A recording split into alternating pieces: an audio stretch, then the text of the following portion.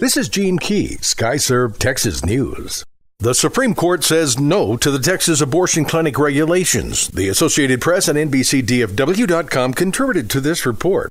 The Supreme Court struck down Texas' widely replicated regulation of abortion clinics Monday, in the court's biggest abortion case in nearly a quarter of a century. Justices voted 5-3 in favor of Texas clinics that had argued the regulations were only a veiled attempt to make it harder for women to get abortions in the nation's second most populous state.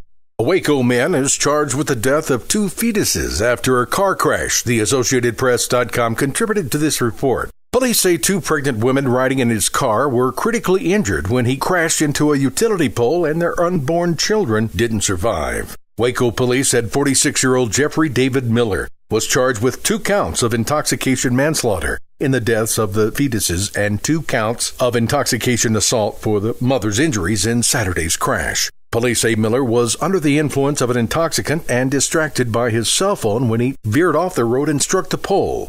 An ex-Dallas deputy gets 3 life terms for sexually assaulting a 12-year-old girl. NBC DFW and the Waco Tribune Herald.com contributed to this report. A former Texas law enforcement officer whose career ended when he was accused and convicted of sexually abusing a young girl almost 30 years ago has now been sentenced to 3 life prison sentences for sexually assaulting a 12-year-old girl in 2009. A Hill County jury convicted 68-year-old Thomas Johnny Wilkins of aggravated sexual assault and indecency with a child. The life sentences are to be served concurrently. Wilkinson was a Dallas County Sheriff Deputy in 1976 through 82 and a Deputy Constable in Dallas County in 1982 through 87, when he was charged with his first sexual abuse case and was sentenced to 8 years in prison. Wilkins won't be eligible for parole for 30 years.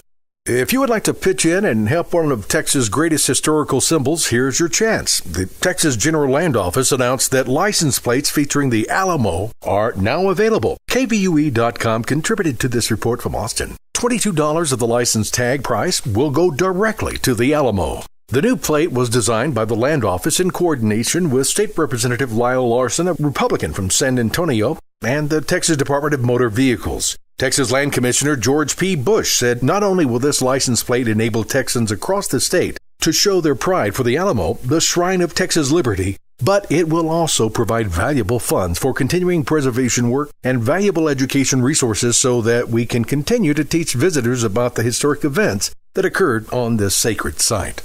Visit us on YouTube, Facebook, or Twitter at Skyserve News Service. This is Gene Key, Skyserve Texas News.